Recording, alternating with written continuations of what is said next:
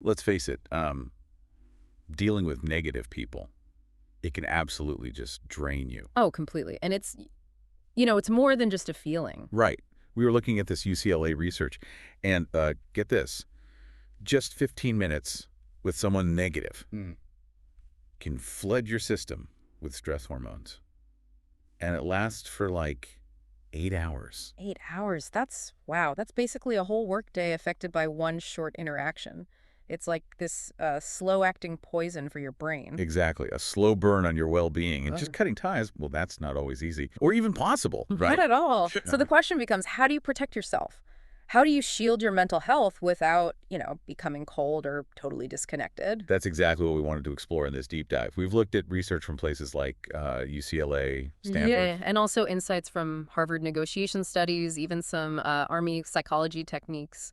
Really fascinating stuff. And kind of counterintuitive, too. Like those Stanford studies, they found toxicity is actually more contagious than positivity. Which is wild when you think about it. It really highlights why we need strategies. So how does this toxicity actually, mess with our brains? What's happening up there? Well, our sources point to basically three main ways. First, there's what you could call cognitive contamination. Cognitive contamination. Like, Their negativity gets stuck in your head. It becomes this repetitive mental loop of their complaints or their outlook. ugh, yeah, like a bad song you can't get out of your head. Yeah. Okay, what else? Then there's hypervigilance, your brain's threat detector, the amygdala. It basically stays on high alert. So you feel kind of on edge, Yeah, even after they're gone. exactly. You're constantly scanning for the next negative thing. It's exhausting. And the third one is mirror neuron drain. Mirror neurons, those are the ones that help us empathize, right? Right. But with negative people, we can unconsciously start mimicking their dysfunction. We Wow. sort of absorb their stress or their posture, their tone. Wow.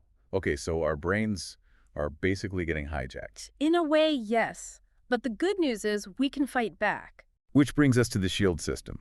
We found this really practical 4-level protection system based on the research. Yeah, it's designed to give you tools for different stages. Level 1 is all about preparation. We're calling it the emotional hazmat suit. Huh. I like that. So this is before you even interact. Precisely, it's mental armor. So Yeah. things like setting a clear intention beforehand, maybe just telling yourself, okay, I'll stay grounded, or I won't get drawn in. Simple, but probably effective. What else? Visualizing a shield, like literally picture a protective barrier around you, and also time boxing the interaction. Decide, okay, I'll chat for 10 minutes, then I need to leave, or I'll leave at 4.15. Having an exit plan. That makes sense. And it's interesting, Army psychologists actually use similar mental prep techniques with POWs to help them maintain their sanity in really extreme situations. Wow, okay. So that mental prep is powerful. All right, so you've got your hazmat suit on. Now you're in the conversation. What happens then? That's level 2, the neutrality protocol. This is about diffusing the negativity during the interaction. Okay, how do you do that? Couple of key tactics. One is the broken record technique. You just calmly repeat a neutral phrase like, I understand that's your perspective, or I'll need to think about that. So you don't argue, you just repeat. Exactly. Another is fogging. You find maybe one tiny speck of truth in what they're saying, or just acknowledge their feeling without agreeing with the whole negative narrative. That sounds frustrating, for example. Acknowledging without validating the negativity. Clever. And the third part of this level is the information diet. Just share less. Less personal data means less for them to latch onto or twist. Right. Don't give them ammunition. Does this stuff actually work? Well, Harvard negotiation research suggests these kinds of neutral de-escalating techniques can reduce conflict by something like 60%. 60%. That's huge. Yeah. Okay, so you survive the interaction, but maybe you still feel kind of icky afterwards. Very common. That's where level 3 comes in, the energy cleanse. Yeah. This is your post-interaction recovery. Right, got to wash that negativity off. A few practical things. Sometimes a literal physical shake-off helps. Just shake your hands, your arms, release that tension. Okay, like physically shaking it out. Yep. Then there's cognitive reframing. Remind yourself, okay, this says more about them and whatever they're going through than it does about me. Shifting the perspective, taking it less personally. Exactly. And finally, positive replacement. Call or text someone who lifts you up. Listen to upbeat music. Intentionally replace that negative residue with something positive. That makes sense. Like how ER nurses apparently have little routines to decompress between really tough cases? It's a similar principle, yeah. Actively clearing out the stress. Okay. But what if? What if none of this is enough? What if someone is just consistently toxic? That leads us to level 4, the strategic exit. Sometimes disengagement is the healthiest option. How do you know when it's time for that? Look for indicators.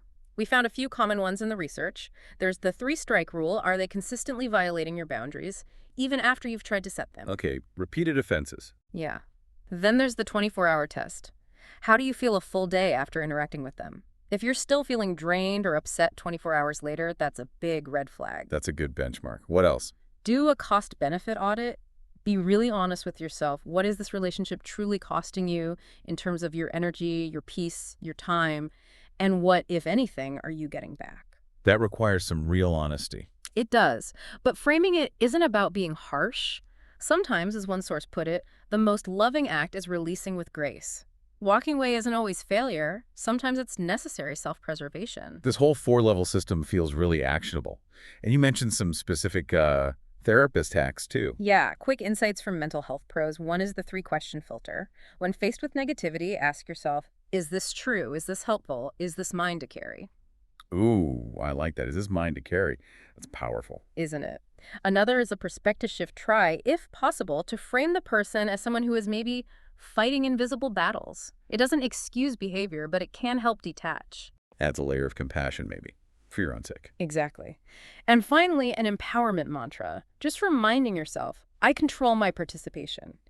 You always have a choice about how much you engage. I control my participation. Simple.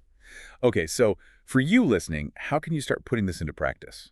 Our sources suggested a kind of 21-day toxicity detox. Not super intense, but just a way to build the habit.